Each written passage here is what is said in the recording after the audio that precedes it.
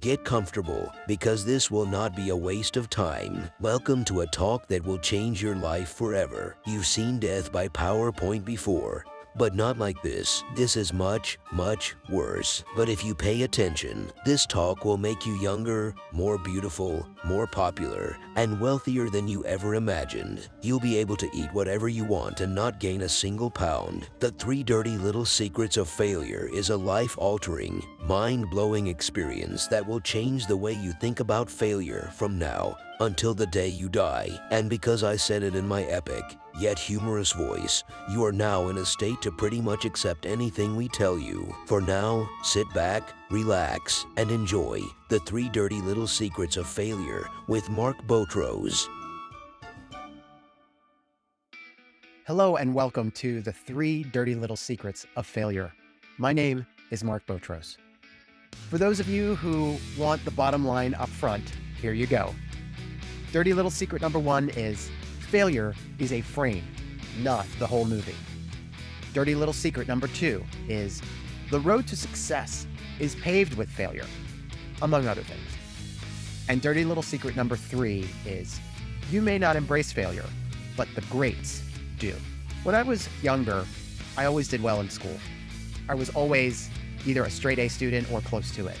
When I got to college, in my first semester of engineering school at Drexel University, my father pulled me aside. He was an entrepreneur at the time, and as an entrepreneur, sometimes times are really good and sometimes they're not. So at the time when I was starting to go to school, times weren't so great at that moment. And so he pulled me aside and did probably the most gut-wrenching thing that a father could do for his son, and that was to tell me that he couldn't afford to put me through school. School was very expensive, and I had to figure out a way very quickly to earn my way through school or work my way through school. So I got a job, and my job was sorting packages at night. Now, mind you, engineering is a rigorous way to go to school. In fact, on my first day of school, the dean of the School of Engineering said, look to your right, look to your left. Only one of you is going to be here at graduation. In my case, he was right. I went to school during the day while working at night. I would work till 3, 4 in the morning while trying to get up for 8 a.m. calculus. Now you can imagine that this was not a recipe for success. My grades progressively got worse, and ultimately I failed out of engineering school with a 0.96 GPA. 0.96. You really have to work hard to fail that spectacularly. And for someone who had always been a good student, that really did a number on my head. I had always prided myself on getting good grades and being an achiever. And for the first time in my life, I had to face failure. I was ashamed, vulnerable. I got depressed. It really messed with my self-esteem and my self-image in a huge way. And it didn't help the fact that I actually got hurt on the job. So the very thing that was actually funding my way through school was now threatened. So it was a really tough time for me, and I didn't know how I was going to get out of this. Question for you. What was a failure that you had that you're ashamed to say out loud? For me, saying that I failed out of school with a 0.96, that's pretty shameful for me. Another thought question for you. How do you treat yourself when you fail? Historically, I beat myself up. Here's what my friend Mike Hertz has to say about failure on a recent podcast episode that he and I recorded together. What do you think is the biggest impediment to people's confidence? I think that the biggest impediment is that when people fail at a task, they determine that failure is, instead of saying, my kid's on a math test, they get a bad grade on a math test. And they can either say, I did bad on that test, on that concept, that piece of material, or they could say, I'm bad at math. I think that Right. people that are confident recognize they attribute bad outcomes to either they were unprepared and they could have done more beforehand, or it's just a one-off, a bad day. I was sick that day and didn't study as much as I should. So I think that's the biggest impediment, is that people overgeneralize failure causes. So my advice after listening to Mike is don't judge your entire self based on one bad moment, one bad grade, one bad quarter, one bad year, as was my case in college, or even one bad decade. It's never too late to turn it around. Author John Sinclair once said, failure is a bruise, not a tattoo. What I learned from this is that I'm not a bad student. I just made bad decisions. Ultimately, I was able to turn it around. I got myself back into Drexel University. I raised my GPA. to almost a 3.0. And then I transferred to community college, got a 4.0, and then actually transferred all of those credits to University of Maryland, where I finished my bachelor's degree 12 years later, and then went on to get my master's in strategy and technology management. It was an MBA. So what I learned from that whole experience is that I'm not a bad student. I just made bad decisions. That you can overcome depression. It is possible, because I fell into a deep depression and I was able to come out of it. And the last thing I realized was that if I show up and study and do the work, I will pass. And I might even do well. Dirty little secret number 2. The road to success is paved with failure, among other things. If success was a road, what do you think it would be paved with? I think we can safely say that success is not just failure, that it's paved with persistence, hard work, learning, growing, developing. It's not something that comes overnight. But when we think of failure on that path, failure is definitely one of the paving stones on that cobblestone path to success. One time I had a job where failure literally was the job description. I spent the better part of a decade of my life working in proposals, and I still do it today as part of my job. When I used to lead proposals, and what that means is I used to put together multi-million and multi-billion dollar opportunities for a large IT provider. And the kind of opportunities that I was put on were usually the most risky, the most innovative, the biggest moonshot opportunities that we had. So let me put it in perspective. The industry in government contracting is such that a company will win maybe 25% of all the opportunities that they bid. So most of their bids are going to end up as losses.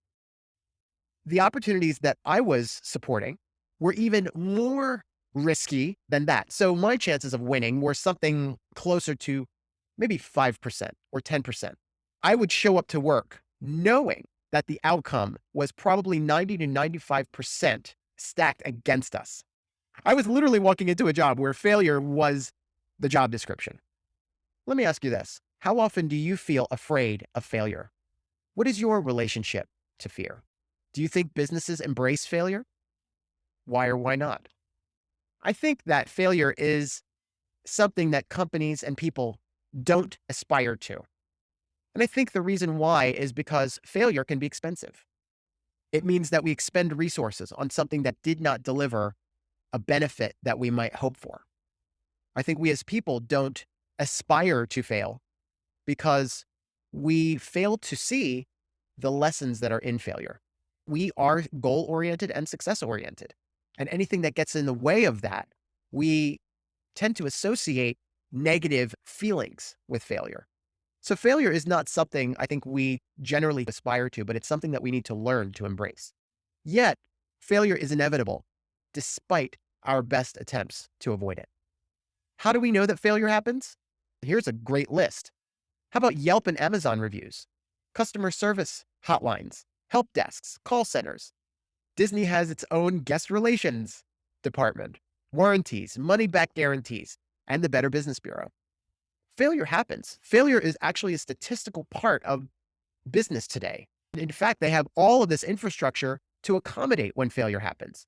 So failure is an inevitability, not something that we can hope to avoid. Failure is also a rite of passage. When we see failure the right way, we see it as an opportunity to learn, grow, and expand, not as something to be avoided. When we have failed spectacularly, then we are in good company. I would say that anyone who has really accomplished anything great in their life has failed at a really high level or on a really big thing before they achieved that great success. I think that they probably saw a lot of failure on their road to achieving their goal. What do you think people are so afraid of? I think that people are afraid of all kinds of things. People are afraid of speaking. They're afraid of looking bad. They're afraid of rejection. They're afraid of not being loved, not being enough, not being worthy. I asked my friend Anela Matoyer, who is a coach and consultant. She was also the city president for Capital One in Houston. Here's what she has to say about the root cause of fear. The root cause, I will tell you, it's fear of failure. It's people just don't want to fail. And I'm not going to ask that because if they're going to say no, I always laugh at my sisters. I have three sisters. And if we're going to do something that has to do with the family, no, you ask, Canelo, because you're not afraid to ask. And I'm not afraid to ask, what's the worst that could happen? They're going to tell you no. Okay. Ask a different way. So my friend Anela says, hey, just ask. What's the worst that's going to happen? They're going to tell you no? Can't hurt. Brene Brown, who was made famous by her TED Talk on vulnerability and shame, she says a couple of really great things about failure. She says, you're going to know failure if you're brave with your life. The things that I learned as a result of working a job where failure is literally the job description is that repeated failure gets you to your goal faster, and that there's huge value in doing the job that nobody wants. Who wants to take a job where failure is the job description? The other lesson I learned is that failure is only good if you learn and improve. In that job, I actually helped to bring in more than $10 billion of new business to that company. So while there was a lot of failure along the way, when we had those successes, they were huge. Dirty little secret number 3, you may not embrace failure, but the greats do. Sometimes we're not always in control of our failures.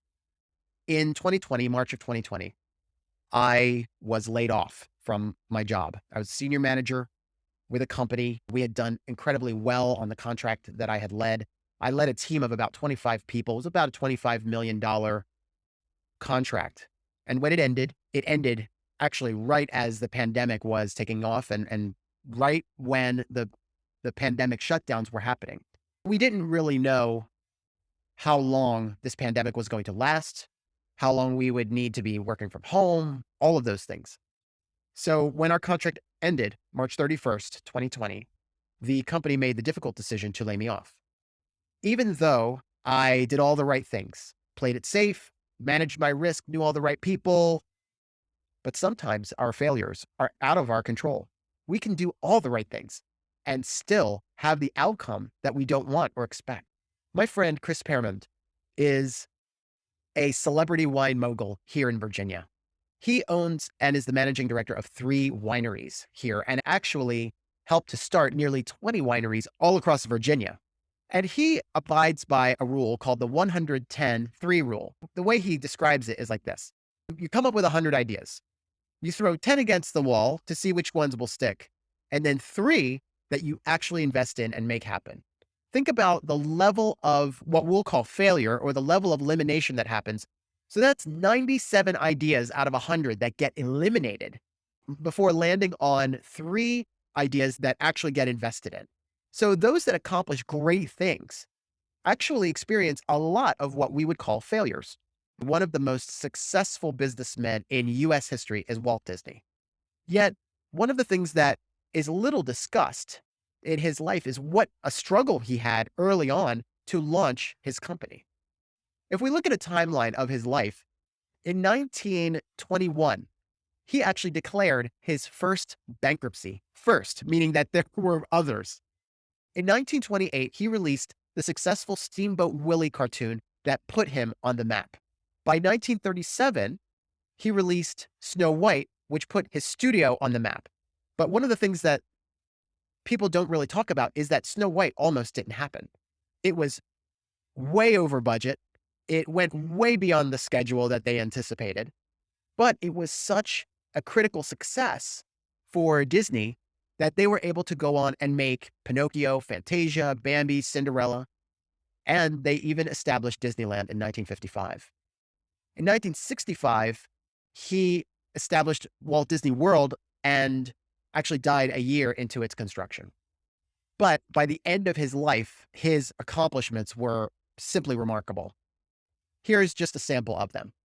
26 Academy Awards, 3 Golden Globes, 1 Emmy, and a net worth at his death of $5 billion in the 60s. That would be something like $42 billion today.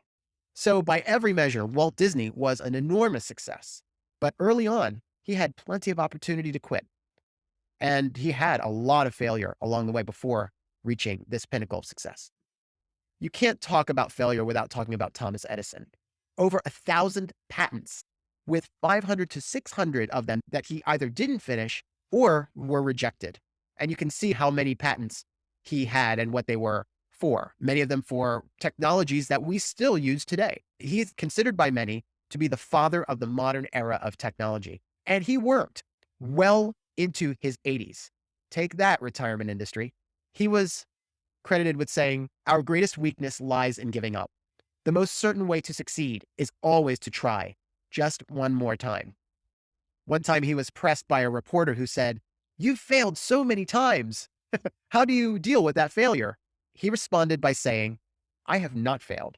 I've just found 10,000 ways that won't work." A thought question for you. In sales and marketing, how many exposures until someone can be convinced or sold on an idea, product, or service? A lot of times, salespeople, talented salespeople, will probably reach out to a prospect maybe once, maybe twice, maybe 3 times before they hang it up. On average, before a person will be convinced to buy an idea, product, or service, they need a minimum of 7 to 8 exposures. Think about that. So the most persistent salespeople who are willing to take no for an answer up to 7 or 8 times do disproportionately better because it takes that many exposures to the idea, product, or service to convince someone of it. Have you ever done theater or auditions? Failure is part and parcel to doing theater and auditions. When I was younger, I actually sang on a cruise ship for a couple of years. And one of the things that we would do for fun is whenever we were in port is we would go and do auditions in the local city. One time we decided to go up to New York because we said, we're going to go audition for another big cruise line. And if we got onto that cruise line, it would just be amazing. And we all went with no expectation of getting hired. And it happened. None of us got hired.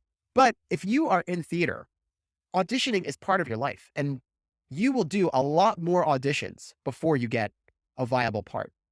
One time, I auditioned for NBC's The Voice. And while the producer said I was promising, I didn't get in. Jim Carrey, one of the most entertaining actors in Hollywood, early in his career was reported to have slept in his car for his dream of being an actor. And despite the fact that he had humble beginnings, he won at least 2 Golden Globes, 10 MTV Movie and TV Awards, and is still among the highest paid actors in Hollywood. You can't talk about failure without talking about Colonel Sanders. Yes, the face of Kentucky Fried Chicken was actually a real person. His story is remarkable because he had a series of businesses throughout his life, and he didn't actually become a professional chef until he was 40 years old. He franchised Kentucky Fried Chicken, or the recipe for Kentucky Fried Chicken, at age 62 and didn't become the recognizable icon that he is until he was 75 years old. What's really startling about his story is that he visited at least 600 restaurants. He would just drive around to different restaurants all over the country trying to find a restaurant that would pay him a royalty for his chicken recipe. Over 600 restaurants. How many of us would quit after the first 20? This was a man who was the epitome of persistence.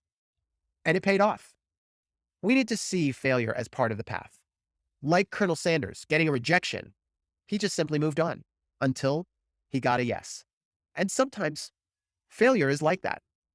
It's part of the path.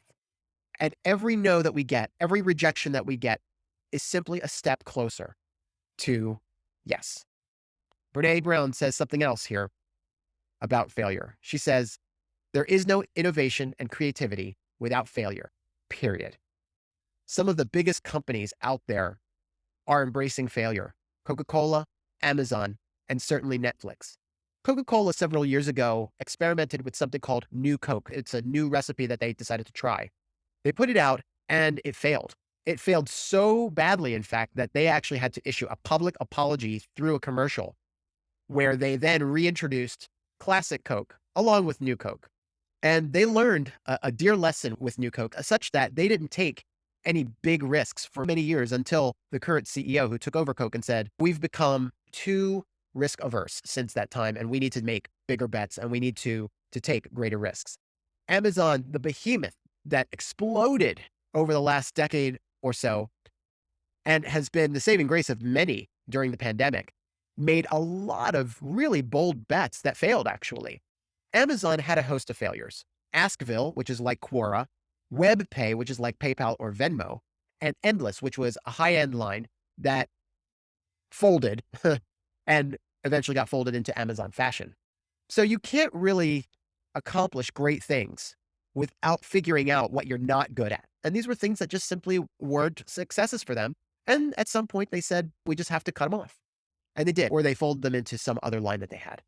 Netflix has a reputation for data-driven decision-making.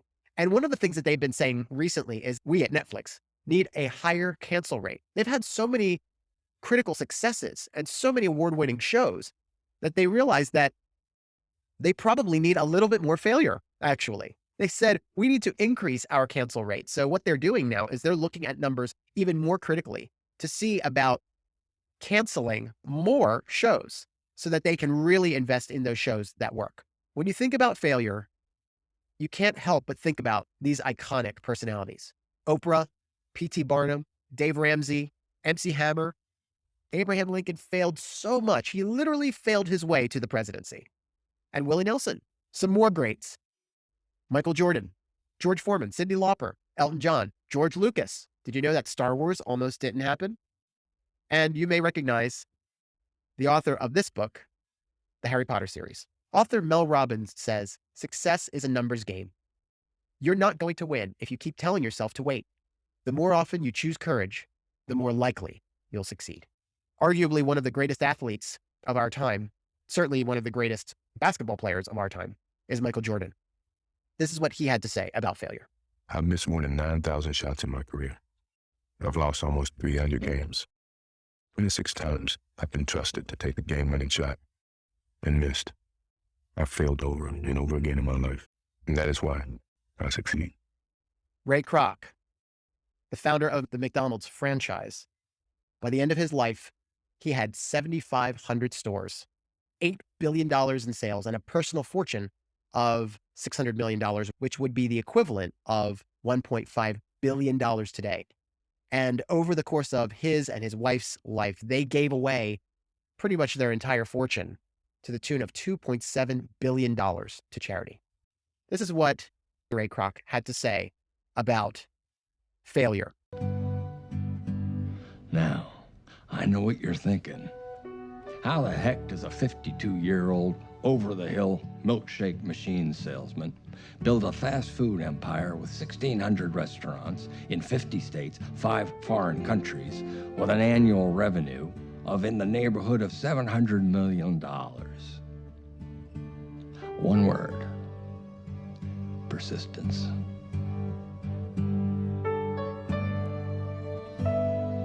Nothing in this world can take the place of good old persistence. Talent won't. Nothing's more common than unsuccessful men with talent. Genius won't.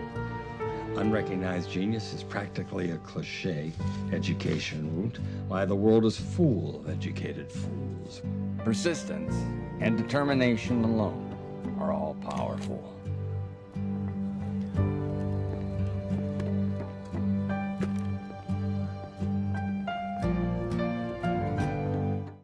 That was Michael Keaton playing Ray Kroc in the movie The Founder. J.K. Rowling is arguably one of the most successful authors of our time. This is what she had to say about failure. 7 years after my graduation day, I had failed on an epic scale. An exceptionally short-lived marriage had imploded, and I was jobless, a lone parent, and as poor as it is possible to be in modern Britain without being homeless. The fears that my parents had for me and that I had for myself had both come to pass. And by every usual standard, I was the biggest failure I knew. Now, I'm not going to stand here and tell you that failure is fun. That period of my life was a dark one. And I had no idea that there was going to be what the press has since represented as a kind of fairy tale resolution. I had no idea then how far the tunnel extended, and for a long time, any light at the end of it was a hope rather than a reality. So why do I talk about the benefits of failure? Simply because failure meant a stripping away of the inessential. I stopped pretending to myself that I was anything other than what I was. and began to direct all my energy into finishing the only work that mattered to me. Had I really succeeded at anything else, I might never have found the determination to succeed in the one arena where I believed I truly belonged. I was set free because my greatest fear had been realized, and I was still alive, and I still had a daughter whom I adored, and I had an old typewriter and a big idea. And so rock bottom became the solid foundation on which I rebuilt my life. You might never fail on the scale I did, but some failure in life is inevitable. It is impossible to live without failing at something, unless you live so cautiously that you might as well not have lived at all, in which case you fail by default. Failure gave me an inner security that I had never attained by passing examinations. Failure taught me things about myself that I could have learned no other way. I discovered that I had a strong will and more discipline than I had suspected. I also found out that I had friends whose value was truly above the price of rubies. The knowledge that you have emerged wiser and stronger from setbacks means that you are, ever after, secure in your ability to survive. You will never truly know yourself or the strength of your relationships until both have been tested by adversity. Such knowledge is a true gift. The lessons that I learned from being laid off was that sometimes things really are out of your control and there's nothing you can do about them. I learned that playing it safe doesn't prevent our worst fears from happening. I learned that attitude is everything in a crisis, and that in those situations, what you do next makes all the difference. Every next action matters. Am I going to take an action that's going to push me forward, or am I going to make a decision that will cause me to freeze and maybe fall backward? I also learned that my friends were the thing that saved me, and my family too. And I also learned to see beyond the crisis. I learned who I was. Just like J.K. Rowling said, I realized things about myself that I didn't know before. I'd played safe my whole life. And I learned that all of that work that I had done on myself, all of that time, all of that journaling, all of that meditation, all of the professional, personal development that I had done for years showed me for who I would be in that situation. And I realized that I was a lot more positive, I was a lot more hopeful, and I was a lot more confident than I gave myself credit for. Getting laid off was a gift. And having a failure that I couldn't control taught me a lot about myself and about the way life works. So as I bring this presentation in for a landing, remember 3 things. Failure is a frame, not the whole movie. The road to success is paved with failure, among other things. And you may not embrace failure, but the greats do. How should we see failure? Someone I know has something to say about that. I have failed in every imaginable area of my life, and some of those failures were absolutely devastating. I could have given up so many times, but I didn't, because I refuse to be a victim. I live in a world of personal responsibility. Your dreams don't come true by doing nothing. You can play it safe, but you will never become the great person you were meant to be, and you will regret the chances and opportunities that passed right by you. Opportunity isn't a blank check with your name on it. Opportunity looks like a lot of hard work. I am living proof that failing forward and failing upward really works. Today, I am genuinely living my dream life, and I'm on the path to make other dreams a reality too. Please don't think I have it all figured out. I don't. And I know I will fail and fall along the way, but I can't let that stop me. Life is too short and too precious to spend the last days of my life regretting that I didn't become who I was meant to become because I was afraid of failure. Failure is the greatest and best life teacher. If you want to live your best life ever, embracing failure is a big part of it. But when you do, you will live a life of greater confidence, humility, grace, peace, and incredible joy. Because you know you failed, but you know you will get back up again. You still need to work hard, persevere, and persist. But you will be less worried about rejection, mediocrity, and not becoming who you were meant to be, because you are becoming that person as you fail. The more you fail, the more you learn, which leads to greater wisdom, better decisions, greater confidence, greater action, which leads to greater success. So take a chance. Fail at something. You are the hero of your own story. And wherever you are right now, you have to believe that life is totally fair, that you get out of it what you put into it. You reap what you sow. You create your own world. It is these beliefs that have enabled me to create a life that I once dreamed about. No matter what happens to you, don't give up. Keep moving forward.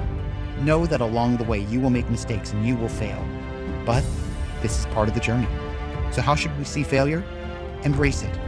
Plan for it. Learn from it. Don't repeat it. And no matter what, don't stop. Don't ever, ever stop.